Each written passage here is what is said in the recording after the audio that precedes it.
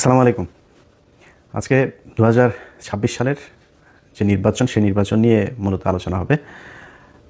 নির্বাচনে আগেই বলেছি যে এবার আমি নির্দিষ্ট কোনো দলের পক্ষে আমার কোনো অবস্থান থাকবে না, তবে অবশ্যই যা ঘটে, যেটা ঘটছে, যা ঘটবে সামনে আল্লাহ যদি বাঁচিয়ে রাখেন, সেটা নির্বাচন পর্যন্ত, নির্বাচনের ফলাফল পর্যন্ত আপনাদের প্রতি মুহূর্তের আপডেট জানানোর চেষ্টা করব ইনশাআল্লাহ।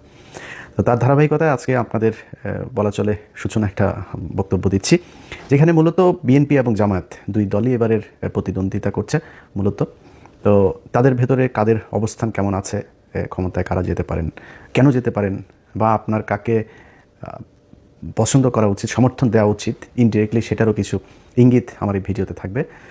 প্রথমেই বলে রাখি যে 2024 সালের 5ই আগস্টের পর থেকে আমি বিভিন্ন ভিডিওতে বলেছি যে তারেক রহমান এর নেতৃত্বে যে বিএনপি, সে বিএনপি আগের বিএনপি সরকারের যে সময়টা ছিল তার চাইতে অনেক বেশি উন্নত একটা কি বলবো যে ভালো কিছু করবে, এরকম একটা সরকার তারেক রহমান করবেন। তার কিছু তিনি যে বলেন যে আই হ্যাভ এ প্ল্যান, আসলেই তার একটা প্ল্যান আছে, এবং এটা আমি তার খুব ঘনিষ্ঠ লোকজনের সাথে তার যে কথাবার্তা হয় তাদেরও অনেকের কাছেই শুনেছি। এবং তার কিছু জিনিস যদি আপনারা দেখেন, গেল কয়দিনে তারেক রহমান দেশে যাওয়ার পর থেকে এখন পর্যন্ত আপনি দেখবেন যে এই বিএনপি হ্যাঁ ভোটের বিরুদ্ধে, সরাসরি না ভোটের পক্ষে অবস্থান নিয়েছিল। যখন সালাউদ্দিন বিএনপির একেবারে সামনের সারিতে নেতৃত্ব দিচ্ছিলেন মনে হচ্ছিল, তো তারেক রহমান দেশে যাওয়ার পরপর বিএনপি এখন হ্যাঁ ভোটের পক্ষে সরাসরি ক্যাম্পেইন করছে।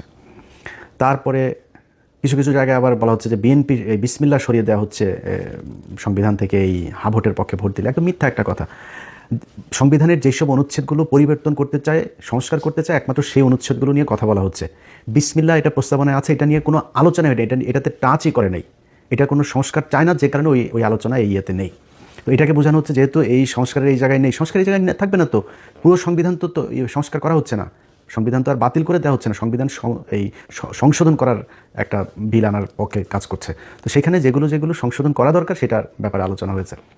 যেহেতু সংস্কারের মধ্যে বিসমিল্লাহটা নাই, এটারে মানুষের মধ্যে শোনানো হচ্ছে যে বিসমিল্লাহ থাকবে। বিসমিল্লাহ থাকবে, বিসমিল্লাহর হাতই দেওয়া হবে না, ওইখানে আছে যেইভাবে আছে সেইভাবেই, যে অনুচ্ছেদ পরিবর্তন হবে সেটা নিয়ে শুধু আলোচনা হবে। তো এরকম বিএনপি তারেক রহমান দেশে যাওয়ার পর থেকে হ্যাঁ ভোটের পক্ষে এখন ক্যাম্পেইন শুরু করেছে। বিএনপি যাওয়ার পরে মির্জা ফখরুল ইসলাম ওবায়দুল কাদের, তিনি আপনার মাথায় টুপি টুপি দিয়া বললেন কি, কোরআন সুন্নাহর বিরুদ্ধে কোনো আইন বিএনপি সরকার ক্ষমতায় গেলে হবে না। ও হলো নরেন্দ্র মোদীর পোলা, এই মির্জা ফখরুল। নরেন্দ্র মোদীর পোলা এখন কয় যে কোরআন হাদিসের বিরুদ্ধে আইন করা হবে না। এগুলি সব এই তারেক রহমানের গুতা, এই গুতায় এগুলো সোজা হয়েছে। তো এরকম কিছু কিছু পরিবর্তন দলের ভেতরে এসছে, এবং আমি জানি না বিএনপি ক্ষমতায় যেতে পারবে কিনা এবার। বিএনপি যদি ক্ষমতায় যায়, যদি নাও যায়, 5 বছর পরেও যায়, তখন আমার এই একই বক্তব্য থাকবে, এখন যেটা বলছে আগেও যেটা বলেছে। সো আমি এই 5 তারিখের পর থেকে এখন পর্যন্ত যতগুলো ভিডিওতে এই ধরনের বক্তব্য দিয়েছি যে তারেক রহমান অনেক সুন্দর কিছু, ভালো কিছু করবে, তার কিছু ভালো উদ্দেশ্য আছে, ভালো কিছু পলিসি আছে, এগুলো বলার পরে আমার যারা লোকজন আছে তারা আবার বলে নাটক কম করো, পিওটিও এইসব কমেন্ট করে। তো যাই হোক, আমি আমার বক্তব্যে এখনও যেই জায়গায় আছি, আগেও যেই জায়গায় ছিলাম, ভবিষ্যতে ওইখানেই থাকবো, যে তারেক রহমান ভালো কিছু একটা করবে। এখন সমস্যাটা যেটা হবে সেটা হলো যে তারেক রহমান একা কতটুকু পারবে। এই তারেক রহমান দেশে যাওয়ার দেশে আসার আগ মুহূর্ত পর্যন্ত আপনারা দেখেছেন যে বিএনপির কথাবার্তা কত কিছু। তাহলে তারেক রহমান যদি ক্ষমতায় যায়, ওই লোকগুলোকে নিয়েই তো তারেক রহমান লন্ডনে থাকা অবস্থায় আমরা দেখেছি যে কয়েকশো বিএনপির লোকজনকে আপনার করা হলো, বহিষ্কার করা হলো সুনির্দিষ্ট চাঁদাবাজির অভিযোগে। সেই লোকগুলোকে আবার ব্যাক আনা হয়েছে, এবং ওই লোকগুলো 53 জন না কতজন যেন আপনার এই নির্বাচনে ধানের শীষ নিয়ে নির্বাচন করছে। তাদের বহিষ্কারাদেশ প্রত্যাহার করে তাদেরকে নিয়ে আসা হয়েছে, মনোনয়ন দেওয়া হয়েছে, নির্বাচন করছে তারা। তো বাংলাদেশের মানুষ সবাই জানে আপনি নিজে সার্টিফিকেট দিয়েছিলেন যে হি ইজ চাঁদাবাজ, এখন আপনি তাকে মনোনয়ন দিয়ে বললেন যে এই চাঁদাবাজকে তুমি ধানের শীষে ভোট দাও। মানুষ তাহলে কারটা শুনবে? মানুষ তো জানো চাঁদাবাজ। এই লোক দিয়ে তো সম্ভব হবে না। সমানে আপনার এই দুই দেশে নাগরিক, দ্বৈত নাগরিকত্ব নিয়ে আপনি নির্বাচন করতে পারবেন না, কিন্তু আপনি করছেন। তা আপনার তো উদ্দেশ্যই আপনি 5 বছর চুরি করবেন, করে আবার আওয়ামী লীগের মতো পলায় বিদেশে যায় খাবেন। আপনি নাগরিকত্ব করছেন না কেন, আপনি ছাড়ছেন না কেন? তারপরে ব্যাংক লোনে আপনি নির্বাচনের আগেই, ক্ষমতায় যাওয়ার আগেই আপনি এটার কি বলে ঋণ খেলাপি। তো একজন ঋণ খেলাপি যখন কিনা নির্বাচনের আগেই চুরি করে ক্ষমতায় আসতে চায়, ও তো নির্বাচিত হয়ে ক্ষমতা গেলে পুরো ব্যাংক দখল করে ফেলবে, পুরো ব্যাংক ধ্বংস করবে। এই আওয়ামী লীগের মতো, আওয়ামী লীগ যা করেছে সেভাবে ব্যাংক ধ্বংস করে ফেলবে, পুরো ব্যাংক খাবে বসে বসে। সেই চোর বাটপার লুচা, আমার চুয়াডাঙ্গার কথা বলি, আমার চুয়াডাঙ্গায় জামাতের প্রার্থী হলো একে অ্যাডভোকেট রাসেল ভাই, আর বিএনপির প্রার্থী হলো গিয়া শরীফুজ্জামান শরীফ। তিনি একাধারে চাঁদাবাজ, ধান্দাবাজ, দখলবাজ, টেন্ডারবাজ, সবশেষ ধর্ষক। ধর্ষণের অভিযোগ করেছে এক নারী। কেন অভিযোগ করেছে? সেও বিএনপি করতো, স্কুল শিক্ষিকা, গান গায়, শিল্পী। সেই নারীকে আপনার ধর্ষণ করার অভিযোগ করার কারণে তাদের স্বর্ণ চোরাচালান এই মামলায় ঢুকাই দিয়ে তারা জেলে রেখেছে, এখনও জেলে। এই সপ্তাহে হয়তো বা সে ভালো একটা সুসংবাদ পাইতে পারি, সে সম্ভবত বের হবে।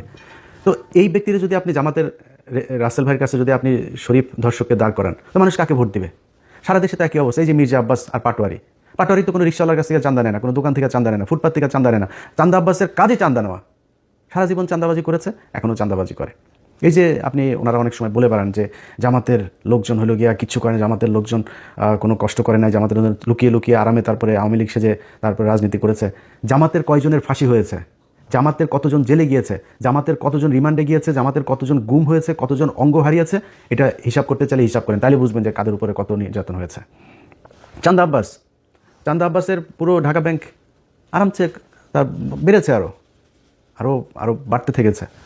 তারপরে আপনি এই যে মীর কাশেম আলী, তার ছেলে পর্যন্ত আপনার গুম হয়ে একদম কী অবস্থায় বের হয়েছে আপনারা দেখেছেন সেগুলো। তো এই অবস্থা, এটা হলো জামাত আর বিএনপির মধ্যে। আপনি ধরেন হাইপোথেটিক্যাল কথাবার্তা বাদ দেন, জামাত আর বিএনপির সাথে আমরা যে প্রতিদ্বন্দ্বিতা করব, কারণ একজন বিএনপির ভাইকে আমি বলবো যে মানে আমি কিন্তু চাই যে সব রাজনীতি, খালি বিএনপি একা না, আমি চাই আওয়ামী লীগও যদি বাংলাদেশে কোনোদিন রাজনীতি করে, জাতীয় পার্টির রাজনীতি, সব রাজনীতিবিদদেরই মানে ঠিক জায়গায় আসতে হবে। ভাই আপনি চোর বাটপার সে আগে ধান্দাবাজ এগুলো নিয়ে আমরা যদি বলতে বলেন, মানে একটু সেফ জোনে থাকার জন্য বলি, নাহলে 100% বলে ফেলতাম, 99.9% আপনার চোর, জাস্ট চুরি করার জন্য এখানে রাজনীতি করতে আসে। একদম সব, বিএনপি বলেন, আওয়ামী লীগ বলেন, জাস্ট চুরি করার জন্য রাজনীতি করতে আসে। আর জামাতকে বলা হয়, জামাতও নাকি ওরা হচ্ছে চাঁদাবাজি করে, জামাতও নাকি চাঁদাবাজি করে। জামাত চাঁদাবাজি কেমনে করে? ওই যে ইয়ানত নেয়, এটাও বলে চাঁদা। তো ও ইয়ানত নেয়, ওর পকেটে টাকা দিয়ে ও সংগঠন করে, রাজনীতি করে। আর আপনি মানুষের টাকা নেওয়ার জন্য রাজনীতি করেন, মানুষের কাছ থেকে চাঁদা নেওয়ার জন্য রাজনীতি করেন। এগুলি বলে কি আপনি বুঝাইতে পারবেন? জামাতকে আপনি বলবেন 71-এর রাজাকার, এগুলি বলে কি আপনি জামাতের পেছনে নিতে? মানুষ কেন যেখানেই যায়, যেখানেই শুনেন জামাতকে আমরা এবার জামাতকে ভোট দিব, হ্যাঁ, মানে এরা আবার বলে বট বাহিনী দিয়ে এগুলি করা হয়। তো ডাকসু নির্বাচনে কী হয়েছে? ছাত্র সংসদ নির্বাচনগুলো সব জায়গাতে কেন এই ভরাডুবি? সবশেষ যকসু নির্বাচনে সবাই মিলে, ওই যে বিকাশ, নুরু টুরু সব কটার দল মিলে এসে তারপরে শিবিরের বিরুদ্ধে লাগলো, তাও পারলো না। তো কেন হচ্ছে এরকম? এটা এমনি আপনার কি মনে হয় জাহাঙ্গীরনগর বিশ্ববিদ্যালয়, ঢাকা বিশ্ববিদ্যালয়, সব বিশ্ববিদ্যালয়গুলোতে সবাই শিবির করে এখন, সবাই জামাতে যোগ দিয়েছে? নো। কি করেছে? তাদের এই সাধারণ মানুষ যারা, সাধারণ ভোটার যারা, তারা দেখেছে যে ছাত্রদলের চরিত্র আর ছাত্র শিবিরের চরিত্র না, এটা তো আকাশ পাতাল পার্থক্য। আমরা তো যা শুনি সব মিথ্যা কথা। এটাকে বলা হয় এরা হইল গিয়া এই 71-এ ওর মারে এটা করেছে, ওর বোনের এটা করেছে, খুঁজে পায় না।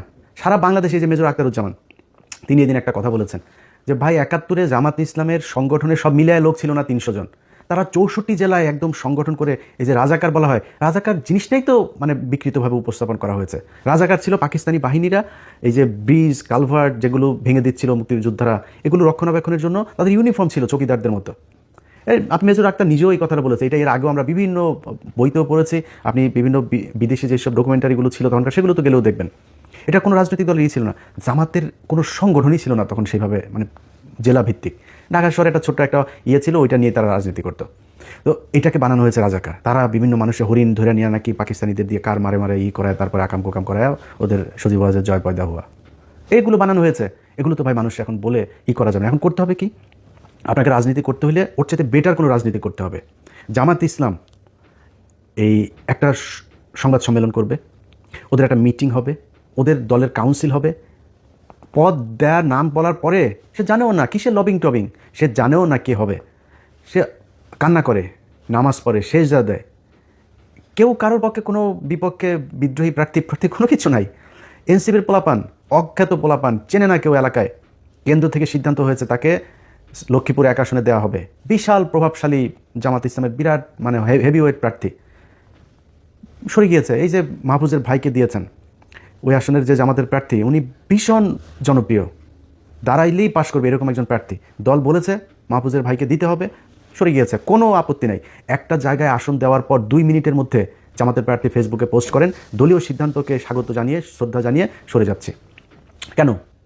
মানে কোনো জায়গায় চেয়ার নিয়ে লাথালাতি নাই, ধাক্কাধাক্কি নাই, কোথাও বক্তব্য দেওয়া নিয়ে ধাক্কাধাক্কি নাই। খালেদা জিয়ার খিচুড়িটা নিয়েও আপনারা কারাকারি করে মারামারি করলেন প্রতিদিন।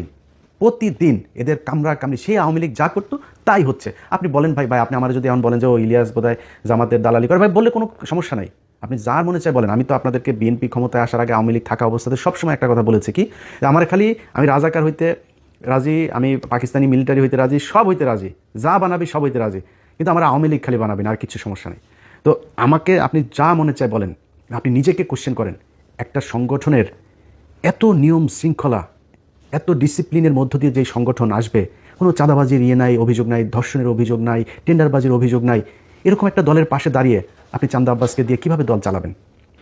সো বেটার একটা পলিসি নিশ্চয়ই আপনাকে করতে হবে, কেমনে করবেন, কীভাবে করবেন সেটা আপনারা জানেন। কিন্তু আমি মনে করি যে যদি নাকি আপনি মনে করেন বিএনপি ক্ষমতায় যদি আসেও তারপরেও বিএনপিকে ক্ষমতায় টিকে থাকতে হলে, পরবর্তী নির্বাচনে আবার ক্ষমতায় আসতে হলে, এখন অনেক চামচা অনেক তেলবাজেরা বিএনপিরই হয়েছে, যারা গত 6 বছরে যারা তারেক রহমানকে চেনেই না, তারেক রহমান লন্ডনের কি এরকমও বসে বসে টকশো করেছে, সেই সব লোকজনও এখন নিজেদেরকে স্বঘোষিত বিএনপির দালাল হিসেবে পরিচিত করার সুযোগ। এত ইজ্জত বেচতে পারবো না ভাই, এত নিচে নামতে পারবো না। আল্লাহর রহমতে আল্লাহ না খাওয়ায় রাখেন না, আল্লাহ গরিবও বানায় নাই। আল্লাহর রহমতে যতটুকু খাওয়ার দরকার হয়, আল্লাহ যতটুকু পড়ার দরকার হয়, যতটুকু নিজের চাহিদা আছে, আল্লাহর রহমতে করার মতো শক্তি আল্লাহ দিয়েছেন। আল্লাহ যেন এই জায়গায় রাখে, কারোর কাছে যেন চাঁদাবাজি ধান্দাবাজি হাত না পাতায়, তাইলেই হবে, আর কোনো কিছু দরকার নেই। কিন্তু যে পরিমাণে ন্যাকেট হইয়া মানুষের গালাগালি শুনে তারপরে দলের দালালি করে, নিকৃষ্টতম একটা কাজ। তারা যে গরিব মানুষ তা না, কিন্তু তারপরে মানুষ যা বলে বলুক, আমার একটু সুবিধা পাইতেই হবে, জোর করে তারেক রহমানের প্রশংসা করে তারপরে তার বিএনপির দালাল সাজতে হবে। এখন এইসব লোকজনের কাছে যদি আপনি আবার বিএনপির ব্যাপারে শোনেন, অনেক সুন্দর সুন্দর কথা বলে, যারা 6 বছর বিএনপির ব্যাপারে বহু নেগেটিভ কথা বলেছেন, আমরা আগেও যেভাবে বলেছি এখনও সেভাবেই বলছি, ভবিষ্যতেও। যেহেতু বিএনপির একটা বিশাল শ্রেণী ভারত বিরোধী মানুষ আছে এখানে সবাই চান্দা আব্বাস না, এখানে সবাই শরীফুজ্জামান শরীফ না, এখানে অনেক ভালো মানুষ আছে। সো বিএনপির সবচেয়ে বড় কথা হলো জিয়া পরিবার, তারা ভারত বিরোধী, এটা পরীক্ষিত, ইতিহাস এটার সার্টিফিকেট দিয়েছে। আমি তার বিরুদ্ধে কেন যাব? আমার তার বিরুদ্ধে বলতে হবে কিসের জন্য? এটার যদি নাকি গঠনমূলক সমালোচনা করে তাদের যা ঠিক করা দরকার সেটা ঠিক করতে হবে। এটা যদি ঠিক না করেন তাহলে ভবিষ্যৎ অন্ধকার। আপনি যত কথাই বলেন, এখন এই যে অনেক ডিসি, এসপি, সচিব, অনেক পুলিশের ওসি অনেকে কিন্তু বিএনপি সাজার চেষ্টা করতেছেন। কিন্তু আপনাদেরকে একটা জিনিস বলে রাখি, সামনের হিসাব নিকাশ কিন্তু সব কথা সোশ্যাল মিডিয়াতে বলা যাবে না, কিন্তু সামনের হিসাব নিকাশ কিন্তু অত ইজি না। শুধু একটু ক্লু দেওয়া যায় আপনাদেরকে। এই যে এনসিপি জামাত ইসলামে যোগ দিল না, এটা খুব সহজভাবে নিয়েন না। এই যে সরকার এখন হ্যাঁ ভোটের পক্ষে ক্যাম্পেইন করছে, খুব সহজভাবে নিয়েন না। এই যে রিসেন্টলি দেখবেন সেনাবাহিনী আপনার সন্ত্রাসী ধরপাকড় শুরু করেছে না, যাদেরকে দিয়ে মারামারি করবেন, শয়তানি করবেন, মানুষের ভয়ভীতি দেখায় ভোট নেবেন, নির্বাচন আসতে আসতে কিন্তু এই ধরনের লোকজন পুরো শূন্য হয়ে যাবে। যেসব ডিসি, এসপি, ওসিরা বাড়তি দালালি করে তারপরে মনে করছেন কোনো একটা দল ক্ষমতায় আসবে, মনে করেন হাইপোথেটিক্যালি ক্ষমতায় আসলো, এই যে আমি কোনো দলের নাম বলছি না, যে কোনো একটা দল আসলো, আর সেই দলের দালালি আপনি করছেন, মনে করেন সেই দলটা 5 বছর পরে যাবে না ক্ষমতা থেকে? আপনাদের যাদেরকে মাফ করে দেওয়া হয়েছিল 5 তারিখে, তাদেরকে কিন্তু মাফ করবে না এর পরের বার। সো খুব হিসাব করে আপনি আপনার দায়িত্ব পালন করবেন, বাড়তি সুযোগ সুবিধা দেওয়ার চেষ্টা করেন না। কারণ জামাত ইসলাম যেই পলিসি নিয়ে তারা আগাচ্ছে, সেটা হলো প্রতিটা কেন্দ্র তারা কাউন্ট করবে। এবারের আগের থেকে বলে রাখি, এবারে নির্বাচনের ফলাফল ঘোষণা হইতে পারে 3 দিন লাগতে পারে, কমপক্ষে 3 দিনও লাগতে পারে এবারের নির্বাচনের ফলাফল। কেন লাগতে পারে? কারণ কিছু কিছু জায়গায় এরকম 2 নম্বরই করতে পারে। হঠাৎ করে ডিসি অফিস থেকে একটা হয়ে যেতে পারে, ঘোষণা হয়ে যেতে পারে, অমুক 3.5 লাখ ভোট পেয়েছেন অমুক চান্দা আব্বাস। এখন চান্দা আব্বাসের 3.5 লাখ ভোট পেয়েছে, এখন পাটোয়ারির ভোটগুলি তো জামাতের লোকজন তো প্রতিটা কেন্দ্রের ভোট তারা কাউন্ট করেছে, কেন্দ্র থেকে ফলাফল নিয়েছে, ঘোষণা দিয়েছে ওইখানে যিনি আছেন প্রিজাইডিং অফিসার। তো তিনি যে বললেন এই কেন্দ্রে ভোট হয়েছে হলো, ধরেন সারা ওই ঢাকা 8 আসনে মনে করেন ভোটার হলো 2 লাখ। এখন কেন্দ্র প্রতি কেন্দ্র হিসাব করে দেখা গেল পাটোয়ারি ভোট পেয়েছে 1.5 লাখ, চান্দা আব্বাস পেয়েছে 50,000। কিন্তু তার আগে ওইদিকে রিটার্নিং অফিসারের অফিস ঘোষণা দিয়েছে ঢাকা আসনের বেসরকারিভাবে বিজয়ী হয়েছেন চান্দা আব্বাস। এখন প্রতি কেন্দ্রের ভোটে ক্যালকুলেটর করে দেখা গেল যে ভোট বেশি পেয়েছে তখন কই যাবেন?